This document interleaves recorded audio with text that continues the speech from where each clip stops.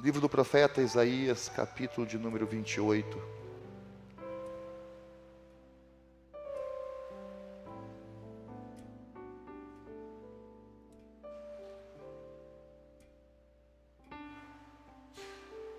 Verso de número 5, verso de número 6.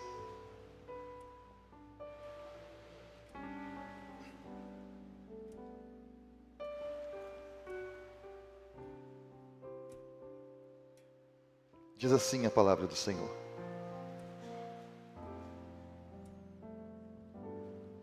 naquele dia, o Senhor dos exércitos será uma coroa gloriosa, um belo diadema para o remanescente do seu povo.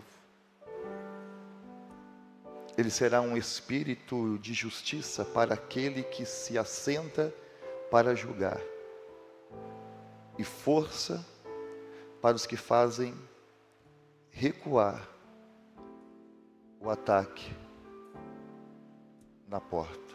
Vamos ler de novo. Naquele dia, o Senhor dos exércitos será uma coroa gloriosa, um belo diadema para o remanescente do seu povo.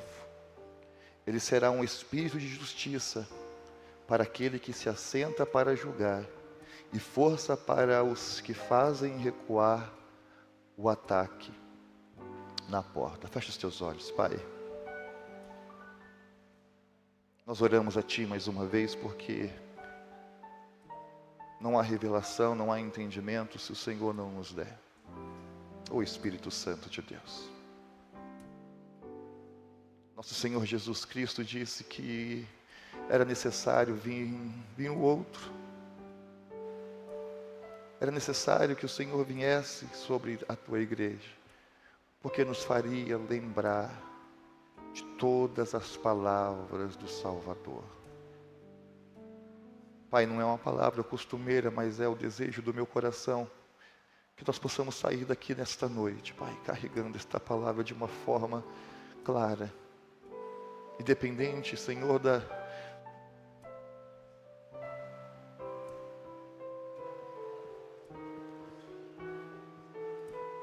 independente, Pai amado, da nossa falta de comunicação do mensageiro, Pai. Fala o coração da Tua igreja, porque é o que nós precisamos Te ouvir nesta noite. Amém, Jesus. Glória a Deus. Tudo bem com vocês? Oh, maravilha. Amados, todos nós sabemos que toda cidade ela tem uma porta de entrada. A nossa casa tem uma porta, tem um portão. E a nossa porta, o nosso portão, é o lugar mais vulnerável da nossa casa. É o lugar que o inimigo mais ataca quando ele quer invadir, é a porta. Ele não se preocupa em pular muro, ele quer arrombar a porta. Sim ou não? E é um lugar normalmente que os inimigos procuram estudar.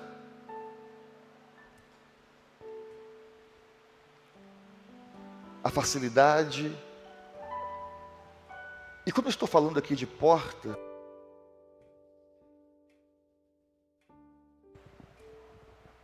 isso serve também para o nosso coração. O nosso coração é a porta das nossas... Estão comigo? Da nossa alma, das nossas emoções. O capítulo 28 de Isaías fala sobre o juízo de Deus sobre duas cidades. A cidade de Efraim e a cidade de Judá. O juízo de Deus sobre estas duas cidades. A cidade de Efraim e também a cidade de Judá. Dois povos que deixaram os seus corações se embriagarem pela vaidade. Deixaram os seus corações se embriagarem pelo orgulho. Cuidado com a vaidade. Cuidado com o orgulho.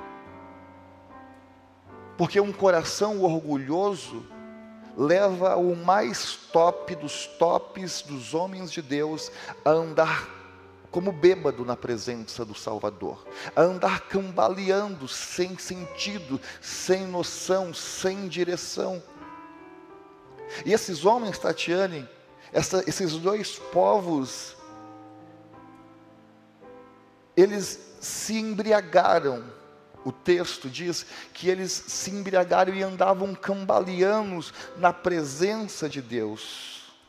Eles deixaram de lado o lado espiritual, Gerson, para se encher de outras coisas, para se encher de coisas que Deus não havia chamado eles para se envolver. Líderes, povo de Deus, que a Bíblia diz claramente, Flávio, que devem ser cheios do Espírito Santo de Deus. Levítico, capítulo de número 10, verso de número 9, esse texto diz que Moisés dá um alerta para este povo, dizendo: e vocês e seus filhos não devem encher-se de vinho ou bebida forte. Vocês vão entrar na casa de Deus, na tenda do encontro. Encontro com quem? Encontro com Deus. Para que não morram, vocês não devem beber. E isso deve ser um estatuto perpétuo, em gerações em gerações. E aí quando você vem para o Novo Testamento, Maiara, você vê o Paulo em Efésios 5:18, dizendo que: e não se embriaguei com vinho, pois isso leva à devassidão, mas deixem-se se encher do Espírito. Eu não sei se eu estou pregando para você que está aqui, ou para você que está em casa, ou para alguém que vai ouvir esta mensagem depois, mas do que nós estamos nos enchendo?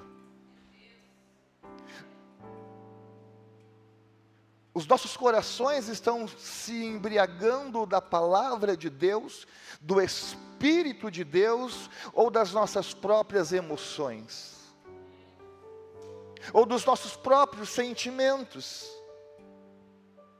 Entenda, Deus não está chamando ninguém de cachaceiro aqui hoje, porque vinho aqui não é necessariamente bebida fermentada, amém? Bem porque o capítulo de número 28, verso 3, do livro aqui de Isaías, 28, verso de número 3, que é o contexto desta história: Efraim é a coroa orgulhosa dos bêbados. O texto diz: Efraim é a coroa orgulhosa dos bêbados, e que receberá um juízo. Qual que é o juízo? Será pisoteada.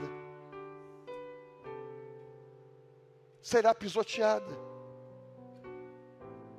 Vocês concordam comigo que o orgulho é algo que embriaga a nossa alma e o nosso coração? Sim ou não? Orgulho. O orgulho deixa o nosso coração, pastor Nadir, frágil. Frágil. Coração frágil. Qualquer coisa entra. Qualquer coisa vai entrar. E é por isso que a Bíblia nos explica e nos ensina a fazer o quê? A guardar o nosso. Por quê? Porque dele procede a saída da vida. Orgulho é um perigo. O orgulho é um perigo.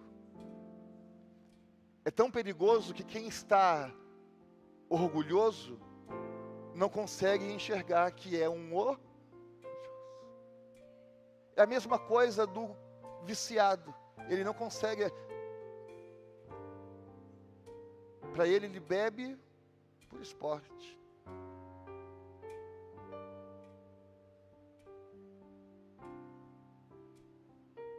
O orgulho, irmã Silvana, nos leva a andar pelos nossos próprios caminhos, pelos nossos próprios meios. Não importa os meios, eu quero chegar no fim desejado. Nem que isso custe, ô Antônio, a minha energia, a minha saúde mental. Eu quero chegar no meio desejado. Nem que isso sugue toda a força do meu corpo. E aliás, em falar em energia, força, é algo que nós precisamos aprender a administrar bem. Porque sem a tua energia e sem a tua força, você não chega em lugar nenhum. Você não cumpre nenhum propósito. Nós precisamos, como igreja, aprender a usar a nossa força e a nossa energia de forma inteligente. De forma inteligente. Para alguns, o seu bem maior é o dinheiro. É a sua casa, é o seu carro. O meu bem maior é a minha família, legal, muito bom. Mas o teu bem maior é a tua força. É a tua energia que te dá condição de cuidar de tudo isso. De administrar tudo isso. Você viu alguém sem força, sem energia, trabalhar bem? Cuidar bem dos teus entes queridos? Não. A gente não tem força. Se você não tem força, você não consegue. Não dá. E às vezes eu já me peguei, presbiterano, achando que eu era forte demais. Sabe que eu tinha muita energia, e chegou um tempo que eu falei, eu não tenho essa energia toda, eu estou enfraquecendo. Eu estou deixando de dar passos na mesma velocidade que eu estava dando antes, porque eu estou envolvido com coisas, com assuntos demais.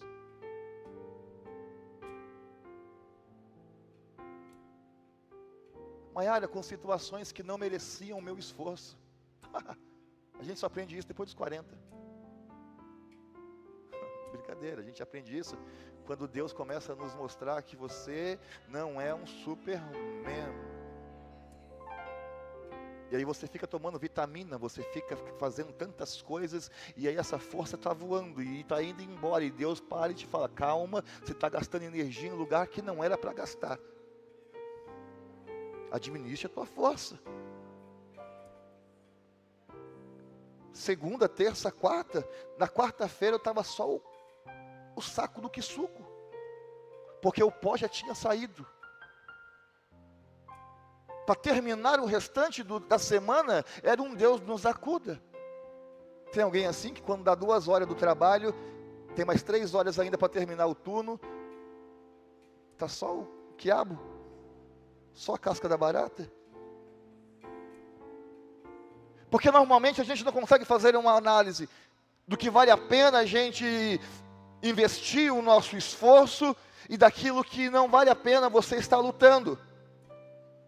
A gente não consegue simplesmente entregar nas mãos de Deus e falar, Senhor, isso aqui eu não vou colocar nas minhas mãos, eu não vou colocar a minha energia, eu não vou colocar o meu coração, eu não vou colocar os meus pensamentos, eu vou deixar nas tuas mãos, vou colocar nas tuas mãos, Senhor.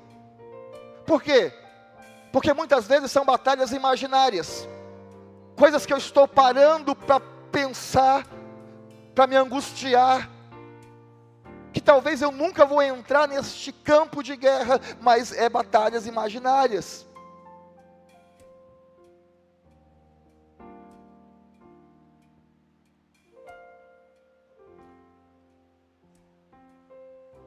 A gente é chapado, irmãos, a gente vive de uma forma desequilibrada, espiritualmente e emocionalmente. A gente vai travando batalhas e guerras, a qual o Senhor falou, não, mas eu não quero que você entre nisso. Eu não quero que você leve isso para a tua cabeça, para a tua mente. Por quê? Porque vai roubar o teu ânimo, vai roubar a tua saúde mental, vai roubar a tua energia. E eu preciso de você bem, eu preciso de você com energia, eu preciso de você com força. Por isso Deus, na semana passada, veio falar sobre os corações que estavam cansados. Corações cansados.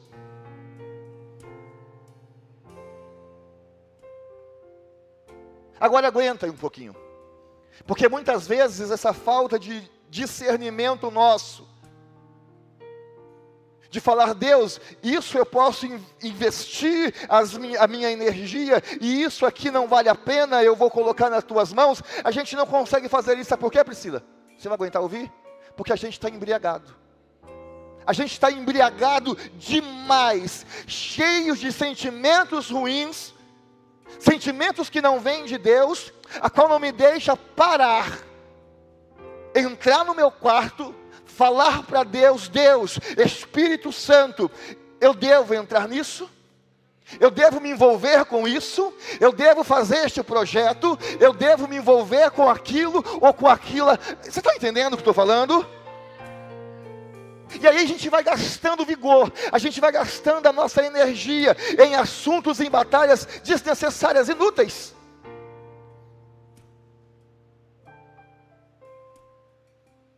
Inúteis, pastor.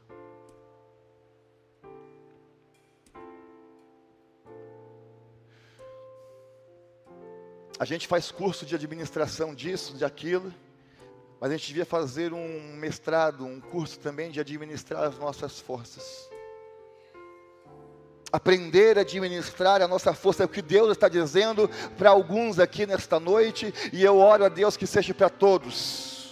Para você que está em casa, para você que está aqui na igreja, saiba preservar a tua energia. Não sei por que Deus está mandando dizer isso, mas saiba preservar a tua energia, saiba administrar a tua força. Eu não sei o que vai vir amanhã, eu não sei o que vai vir no ano que está para vir, eu não sei o que vai vir daqui a algumas horas, mas Deus está falando, verdadeiramente saiba administrar a sua energia. Vá com calma, salve a sua força, porque a sua força vai determinar onde você vai chegar. Poupe. A gente é bom de poupar dinheiro, mas é a sua energia. Vai ter oportunidades que Deus vai te dar, mas sem energia você não vai conseguir. Sem força você não vai conseguir. Vai ter desafios, pastores, vai ter desafios para a igreja o ano que vem, obreiros. E se a gente não poupar a nossa energia, a gente não vai conseguir vencer esses desafios. O texto que nós lemos, Isaías fala no verso 5 e 6 de um portão, de uma justiça, de um portão e de uma justiça para o povo de Deus. Se você for ler a história do capítulo 28, você vai ler o verso 5 e o verso 6 e vai dizer, cara, não tem nada a ver. Não encaixa com o restante da história, porque o verso 5 e o verso 6 não é para todo mundo. O verso 5 e o verso 6 é só para quem não está se embriagando. O fato é que enquanto Deus promete juízo e destruição para dois povos chamados de Efraim e de Judá, Deus está prometendo o quê?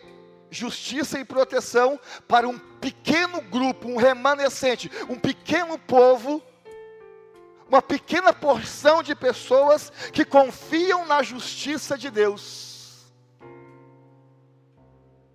Tem alguém aqui que confia na justiça de Deus? Ou na justiça do seu próprio braço? Porque para confiar na justiça do seu próprio braço, você tem que estar embriagado. Tem que estar andando como bêbado.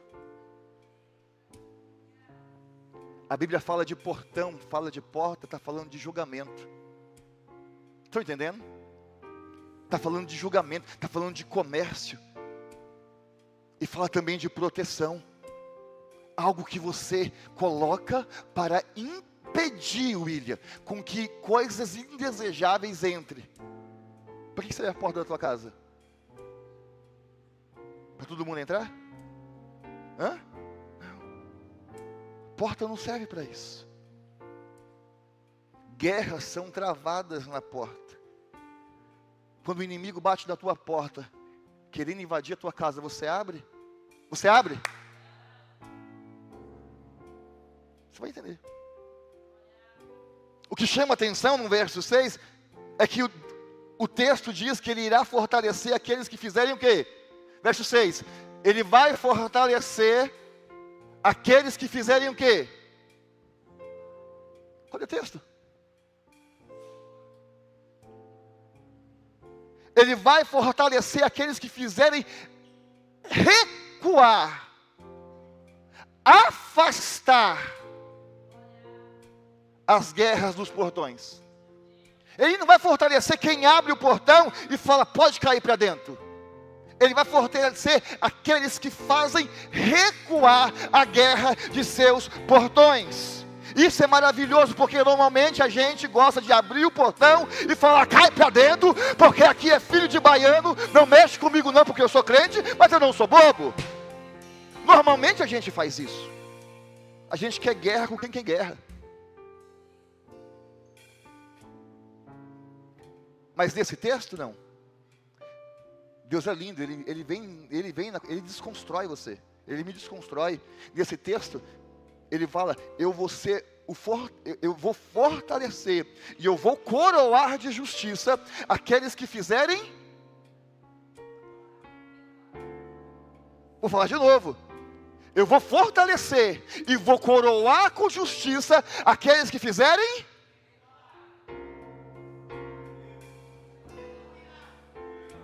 Coloca aí 28, 26. E será um espírito de justiça para aquele que se assenta para julgar, e força para os que fazem. Não é para quem luta, presbítero. No portão. Não é fortalecer aqueles que não levam desaforo para casa, que gostam de fazer um barraco. É força para quem recua, Deus está falando. É coroa de justiça para quem se afasta dessa porta. Mas para nós, seres humanos, que estamos cambaleando pela nossa própria vaidade, é uma loucura você ouvir isso. Por quê? Porque a gente tem encaixotado na nossa mente, na nossa cabeça, que nós devemos lutar o tempo todo. Porque se eu não lutar pelo meu casamento vai acabar. Se eu não lutar pela minha família, a minha família vai acabar. Se eu não lutar pelos meus filhos, os meus filhos vão para as drogas. A minha empresa vai falir, o meu negócio não vai ser bem sucedido, o meu ministério não vai ser bem sucedido. E a gente vai lutando, vai lutando, vai lutando, vai lutando, vai lutando. E aonde a gente para com tanta luta?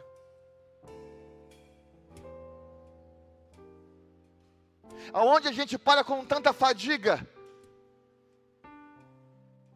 Deus pode dizer para pessoas aqui hoje: eu vou fortalecer aqueles que se fazem recuar dos portões de guerra, aqueles que abandonam aquilo que está te consumindo.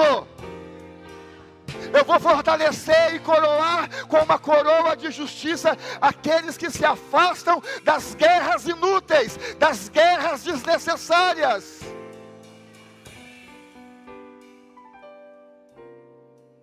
Tem glória aí? É uma guerra que estava lá no passado, traz para o presente. O problema é que teve com um primo lá do passado, parou um pouquinho, está sem fazer nada, lembrei.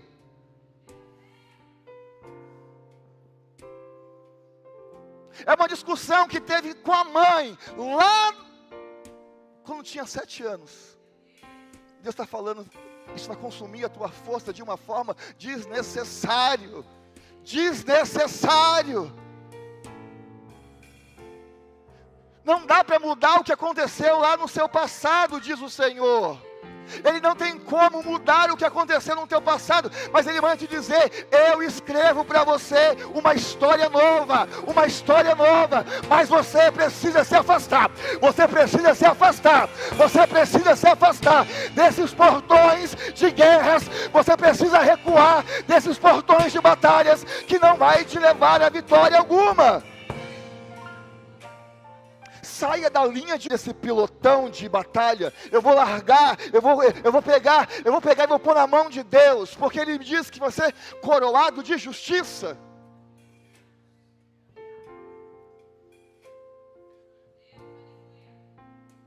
Quem tem coragem o suficiente para dizer: hoje eu vou recuar,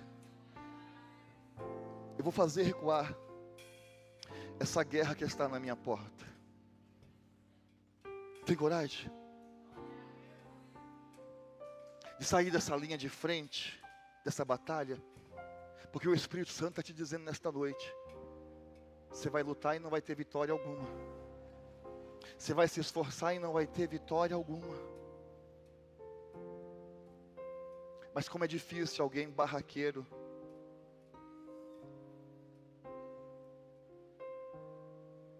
Como é difícil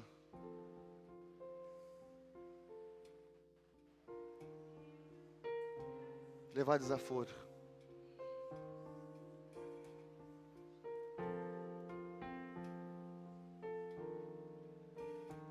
Como é difícil ter um instinto de justiceiro e querer fazer tudo.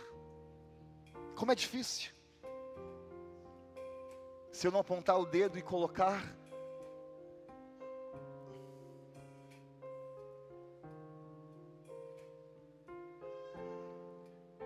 Tatiana, é uma discussão de família. Não é nem com você.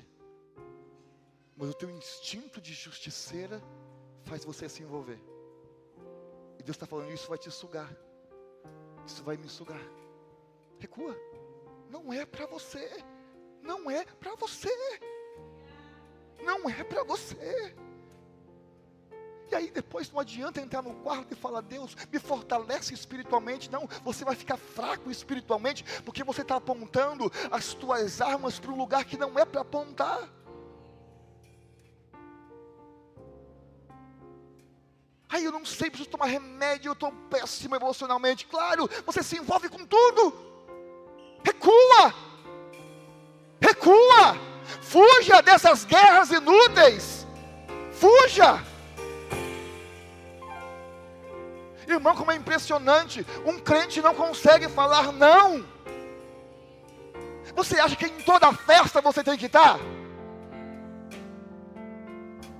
É em toda reunião, é em toda conversa, é todo assunto que o crente tem que estar? Não, aprenda a dizer não. Não. Eu não vou gastar a minha energia e o meu vigor em algo desnecessário, é inútil, eu não vou nesse aniversário, eu não vou nesse café, eu não vou nessa festa, eu não vou nesse casamento, eu não vou nessa reunião, eu não vou. Eu venho como homem de Deus falar para você nesta noite, afaste-se destas batalhas que Deus está olhando do seu trono e está dizendo, é inútil, está roubando a tua energia, está roubando o teu vigor, você está fazendo papel de palhaço, de idiota, porque Deus não te chamou para estar envolvido nisso. E quando chegar o tempo de usar energia, não consegue, por quê? Porque gastou em batalhas inúteis.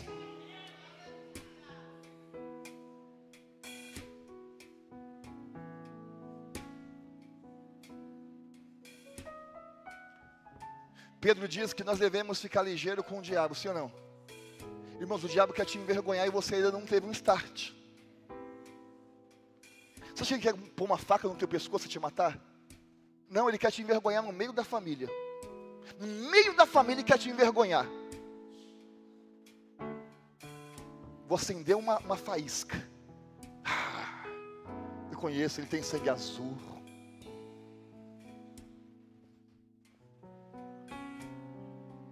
O diabo não quer te matar não, meu irmão. Ele quer tirar a tua autoridade. Ele quer tirar a tua autoridade.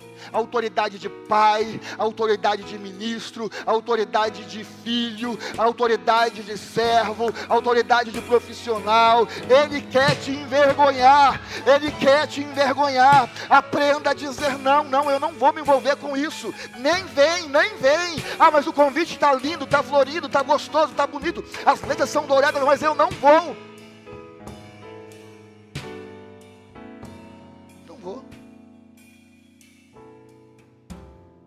Ô Cris, dá um glória. Não, mas dá um glória forte. Isso. Nem todas as nossas batalhas. Porque eu sei que tem tempo para todas as coisas, sim ou não? Mas a nossa maior batalha não é contra o nosso esposo, a nossa esposa, o nosso cônjuge, o nosso filho. Não é. E eu sei que na hora da raiva a gente quer gastar uma energiazinha, né? Falando umas boas verdades. A gente gosta dessas coisas, né, André? Não é contra o teu próximo.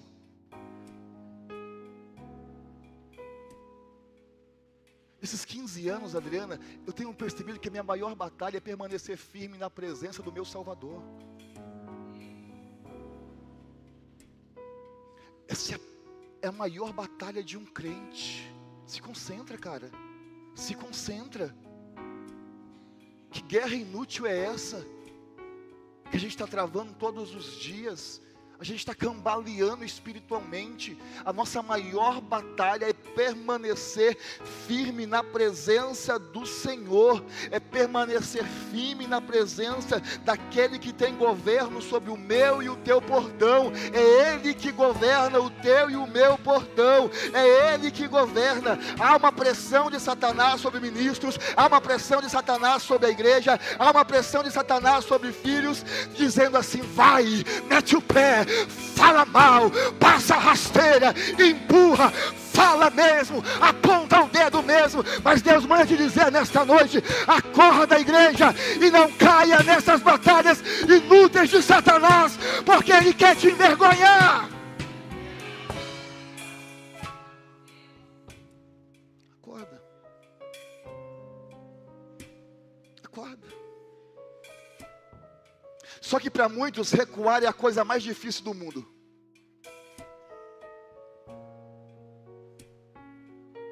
Porque recuar, Cris,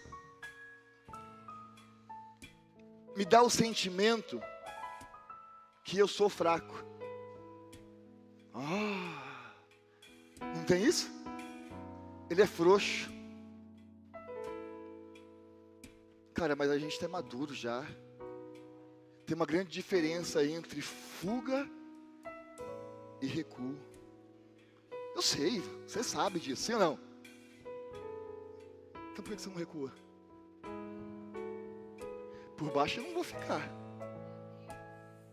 A última palavra tem que ser a... Mas Deus está falando, acorda. Existe uma diferença entre fuga e recuo. Não estou mandando você fugir. O texto que você leu não está mandando você fugir. Está pedindo para você recuar. Recuar é estratégico. É estratégico, a gente está numa guerra. E como é que você vence uma guerra? Com estratégia, estudando, sendo racional. É dizendo: eu não posso gastar a minha força com este inimigo aqui. Tem inimigo que você tem que colocar na mão de Deus. Tem situações que você tem que pôr na mão do seu Salvador. A Bíblia diz que eu sou mais que vencedor. Sim ou não? Sim ou não? Se a Bíblia diz, crente, que você é mais que vencedor, Priscila, que sentido tem você ficar brigando por tudo e com todos? Que sentido? Adriana, eu sou mais? Que sentido tem esse negócio então que a gente fica brigando por tudo? Gastando a tua energia com coisas desnecessárias, se a Bíblia diz que você já venceu antes de lutar, crente. Ah, pastor, o que acontece? Ô irmão, tivemos batalha espiritual esses dias aqui. Ele quer acabar com a qualidade do seu ano. Ele quer acabar com a qualidade do seu dia. Ele quer acabar com a qualidade dos teus pensamentos. E a gente está com cara de paisagem. Este é o motivo. Joaquim, ele quer deixar você perturbado, eu perturbado. Você já viu o crente perturbado como que é? Vira o pescoço que nem aquele bichinho do exorcista.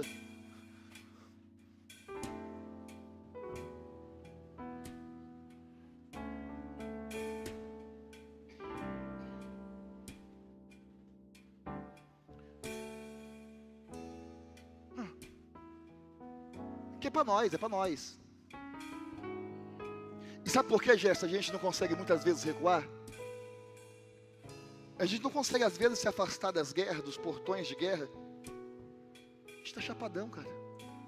Um desejo de vingança. Enquanto não bebeu sangue. Enquanto não vê no chão. Enquanto não vê humilhado. Mas olha o capítulo 28, olha o verso 7 desse texto. Parece ser sentido, mas quando Deus vai esmiuçando a tua palavra, a revelação vai vindo. Olha o verso de número 7, olha o que esse texto diz. Eu escolhi aqui a versão NVI, porque ela foi mais que se encaixou naquilo que Deus estava falando comigo. Diz assim: e estes também cambaleiam pelo efeito do vinho, e não param em pé por causa da bebida fermentada. Os sacerdotes e os profetas cambaleiam por causa da bebida fermentada, estão desorientados devido ao vinho. Eles não conseguem parar em pé por causa da bebida fermentada. Confundem-se, tem confusão, ó.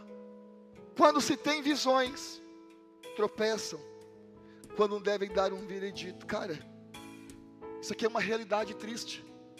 Isso é uma realidade triste, não de um povo lá de fora, Efraim e Judá. Uma realidade triste do povo de Deus, não conseguem dar um veredito, andam cambaleando, não conseguem ficar de pé. Vocês estão entendendo?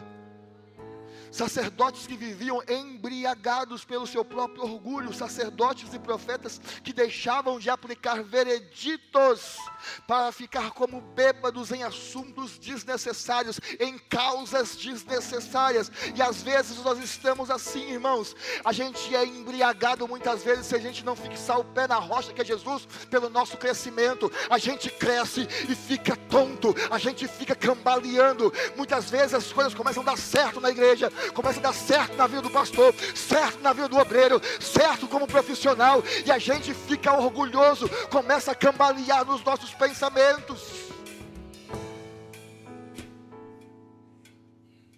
Perigo. Pastor, o que tem a ver dar umas cambaleadas de vez em quando? Tem tudo a ver, porque quando você começa a cambalear e andar desnorteado, você deixa o posto. Você deixa o posto. Posto do que, pastor? De sacerdote, de profeta, e começa a se envolver com fofoca. Cala a boca, André.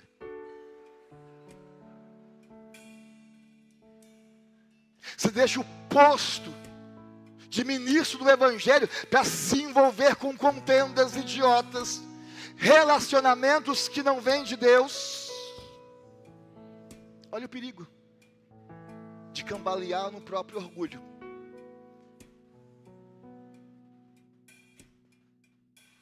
Conhece alguém? Graças a Deus não tem aqui, mas do pastor Kleber, que pregou aqui naquela quarta, ele não falou?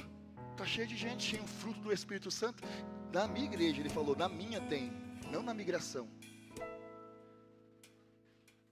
Que não cumpre mais os seus papéis espirituais porque estão cambaleando no seu próprio orgulho.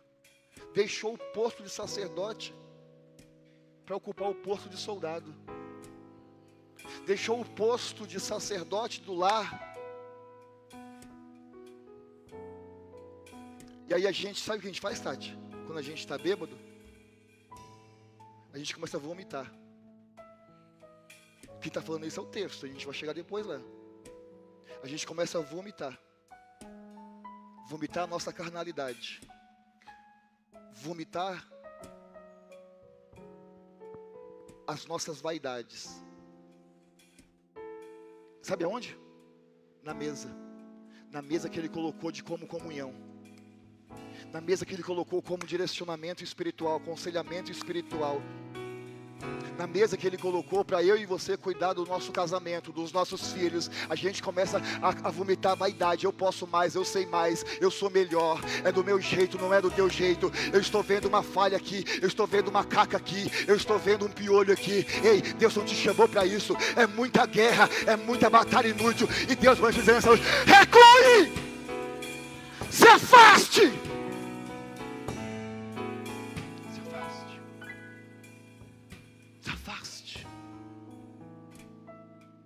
Se afaste. Não adianta subir no púlpito, não adianta levantar as mãos aí embaixo, dentro da nossa casa, e gritar: Deus é a minha força,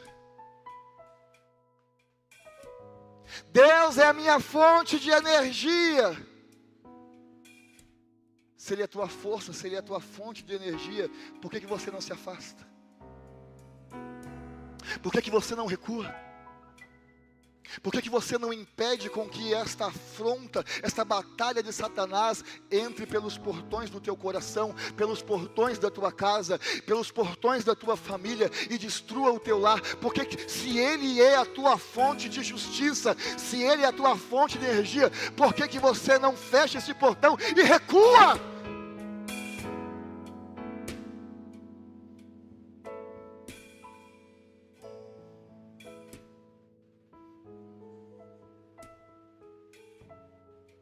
O que Crônicas, 2 Crônicas 20, 17 diz?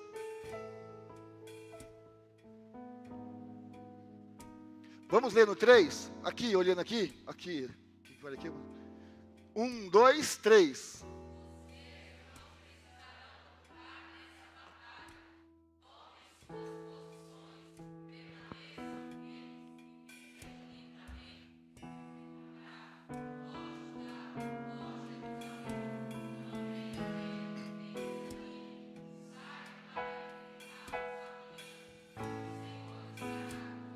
Quem que vai lutar?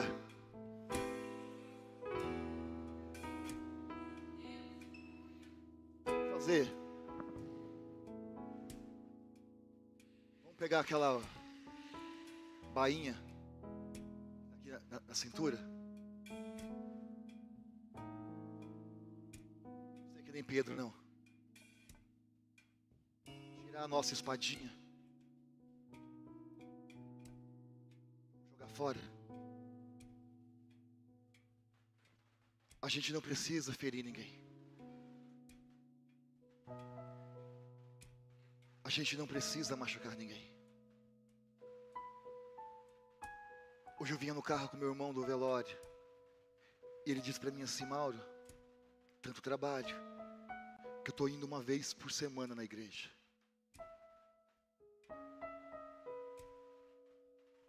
Estou cambaleando. E eu disse para ele assim: o problema não é estar uma vez na semana da igreja. O problema é não se alimentar bem a única vez que você está na mesa como igreja. Porque tem palavra que nos sustenta a semana inteira. Tem palavras que nos sustenta um caminho enorme no deserto. Você pode dizer para você mesmo: eu vou guardar a minha espadinha. É para você mesmo, Priscila. É para mim mesmo. Salmo 121, verso de número 5.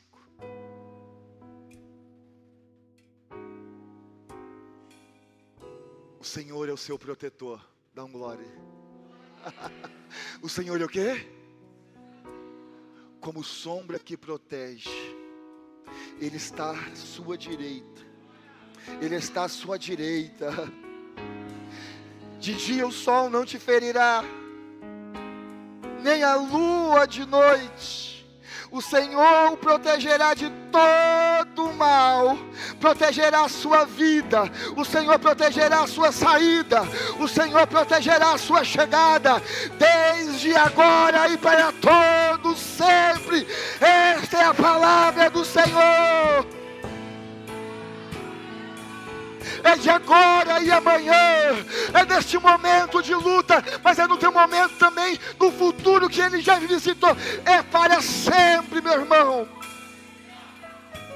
Esse texto é o texto perfeito para a gente chegar diante dos portões inúteis, das batalhas inúteis e dizer: eu vou recuar porque eu não sou frouxo, eu vou recuar mas eu não sou fraco, Tiago, eu vou recuar mas eu não sou um crente mole, eu vou recuar, por quê? Porque existe alguém que luta por mim.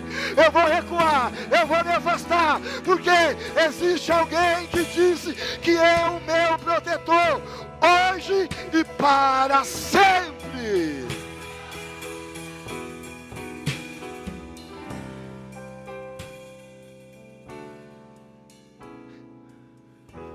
Agora, que incredulidade nossa é essa? Vocês estão entendendo? Dá um glória, Neide. Não, você não fala assim dentro de casa, dá um glória. Mais alto que você falar com o Rodrigo. Isso. O Salmo 121. Que incredulidade é essa, nossa? Se o Salmo 121, verso de número 2, diz que o Senhor é o meu socorro. É o texto aí, ó. Que o meu socorro vem do Senhor, que fez os céus. Irmãos, o cara fez os céus e a terra. Você acha que ele não vai fazer? Vou falar de novo. O cara fez os céus e a terra. E você acha que essa birimbia que estão jogando em você, no portão da sua casa, no portão das suas emoções, você acha que ele não vai fazer assim com o dedo?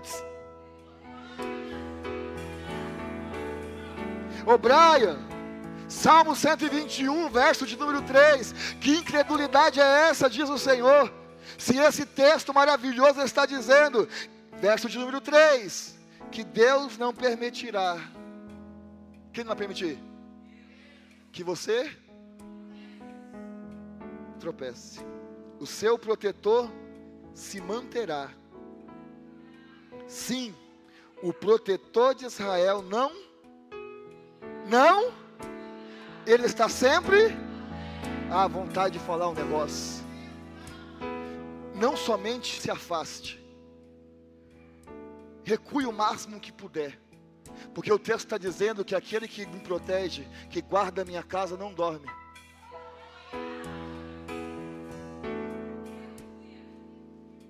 Só precisa de glória?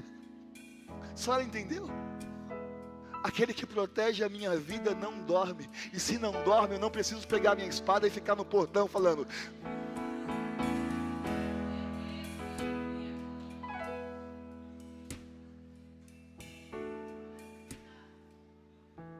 Só que tem muita gente, irmão da dona Silvana, que não consegue se afastar.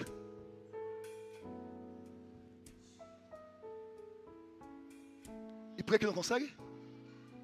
Porque não consegue acreditar, confiar naquele que protege. Não consegue se afastar porque não consegue confiar naquele que o texto diz que não dorme. E aí tem uma coisa ruim. Quando a gente não afasta, pastor Nadia, a gente fica com uma alma doente. Uma alma doente. Com o coração manchado. Porque a gente fica acreditando, como pastora Ellen, os meus problemas é tão grande que nem Deus pode resolver. Ô meu irmão, não há nada impossível para o teu Deus. Eu estou falando com pessoas que entrou aqui hoje e Deus manda te dizer, o teu problema é fichinha.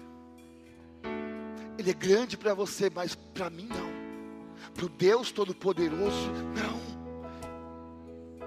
Não adianta falar que você confia no seu Redentor, no seu protetor, naquele que não dorme. A gente fala, eu confio nele, mas...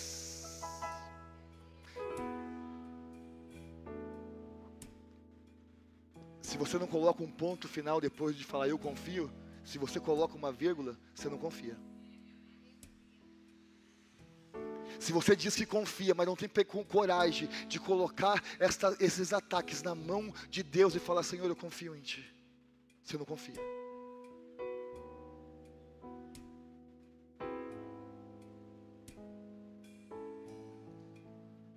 A Bíblia diz que há uma recompensa para os pequenos grupos que confiam no Senhor. Será que está aqui esse pequeno grupo? Está aqui esse pequeno grupo? A Bíblia diz, não é o mal. Estou tentando fazer algo aqui que eu nem sei o que é uma exegese, nem sei, mas estou tentando fazer. A Bíblia diz que há uma recompensa para os remanescentes. Pastor, o que é remanescente? É uma língua estranha, não, irmão. É um pequeno grupo, é um pequenino grupo. O próprio Deus está falando, eu tenho um juízo contra 2 povos meus. Eu tenho castigo contra 2 povos meus, que andam assim na minha presença, que andam embriagados na minha presença. Mas eu tenho uma recompensa para o pequeno grupo que confia em mim. Pastor, aonde está isso? Isaías 28:5, nós vamos ler de novo. Porque é um dos textos mais difíceis de interpretação, é esse que a gente está fazendo aqui. E naquele dia, o Senhor dos Exércitos será uma coroa gloriosa, um belo diadema para o remanescente do seu. Sabe o que ele está dizendo aqui? Eu vou coroar de justiça. Eu vou ser como uma coroa de justiça para aquele pequeno grupo de pessoas que põe as tuas guerras nas minhas mãos. Todo mundo aqui tem guerra na família, todo mundo aqui tem guerras espirituais, todo mundo aqui tem guerras financeiras, todo mundo aqui tem guerras emocionais consigo mesmo. Deus te faz um convite: eu tenho uma recompensa para você, mas você vai pegar estas suas guerras, estas tuas batalhas e vai colocar nas minhas mãos. Você vai confiar em mim. Não vai ter vírgula para dizer eu confio em Deus, mas não. Você vai falar eu confio e ponto, acabou. Eu confio e ponto, acabou. Pai, para mostrar que eu confio e ponto, acabou, eu vou me afastar dessa guerra inútil. Eu vou me afastar dessas batalhas inúteis. Eu vou colocar nas tuas mãos, Senhor. A recompensa não é para quem anda cambaleando, como a maioria dos sacerdotes dessa época. Eles vomitavam arrogância, palavras inúteis.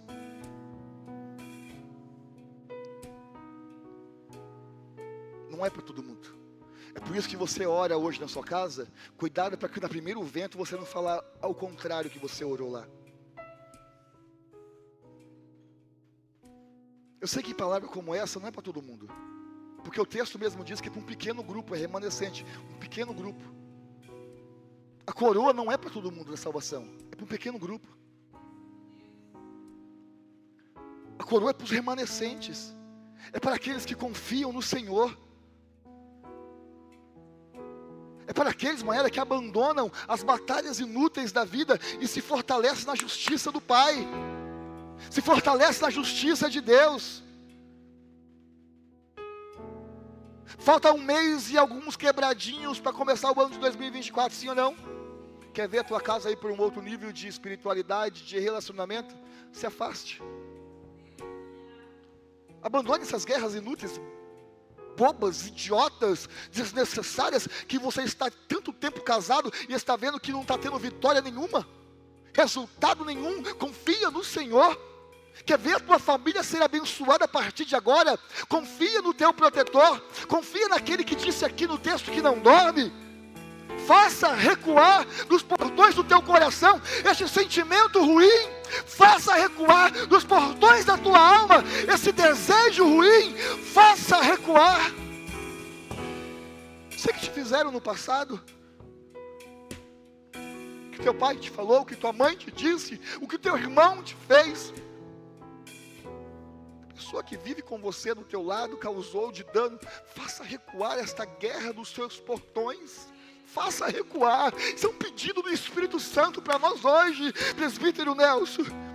O verso 6 de Isaías 28, o texto diz, meu irmão, ele será um espírito de justiça para aquele que se assenta para julgar e força para os que fazem recuar.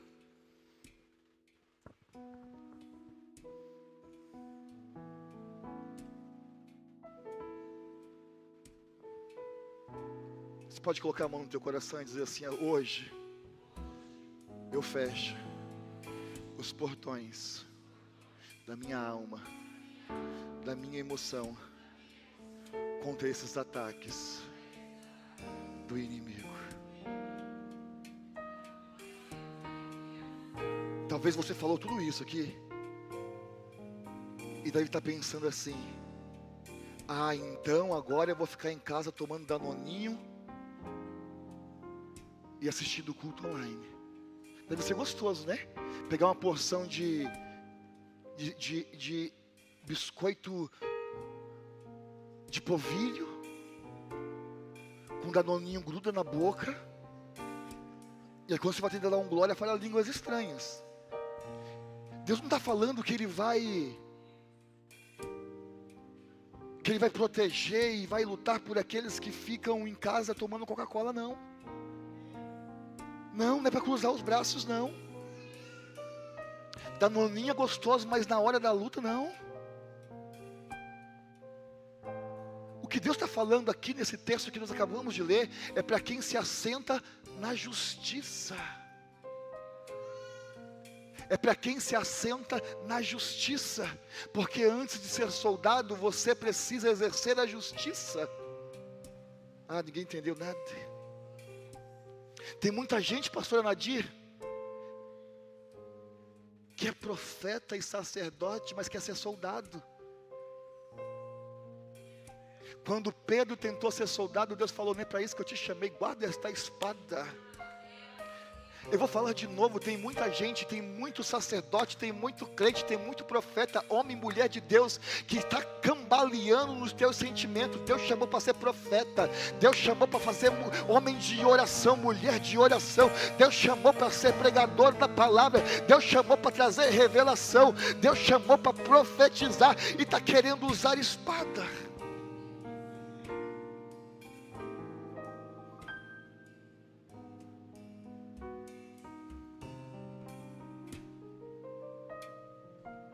Vou terminar.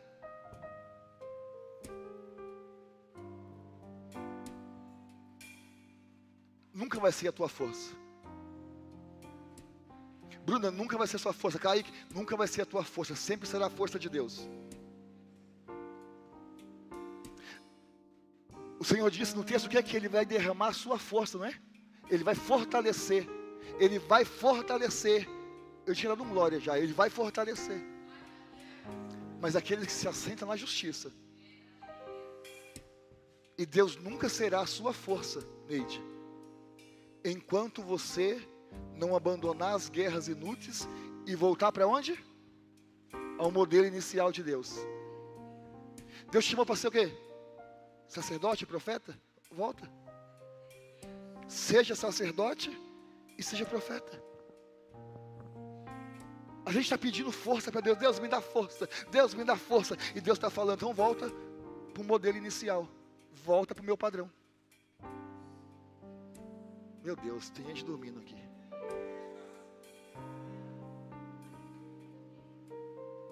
Pessoas que essa semana falou para Deus: Deus, me fortalece, que eu não aguento mais essa luta. Deus está falando: eu vou te fortalecer a partir do momento que você voltar para a minha justiça, a partir do momento que você voltar para o posto que eu te coloquei, a partir do momento que você voltar a fazer o que eu te chamei para fazer, eu irei te fortalecer. Solta a espada e deixa que eu te protejo. Solte a espada, feche o teu coração, recue e faça o que eu te pedi para fazer.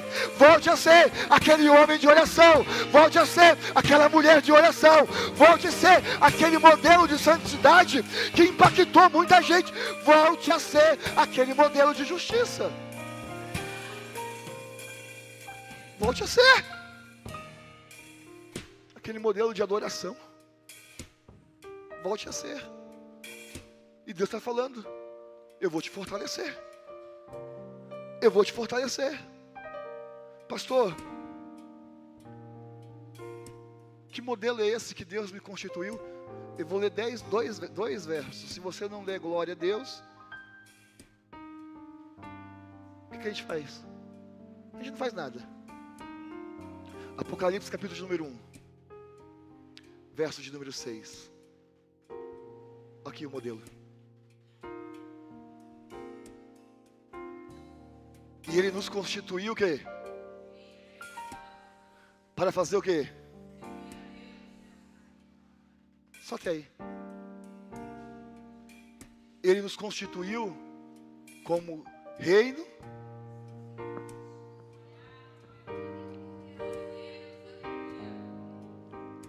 para ficar em guerra? Para fazer o quê?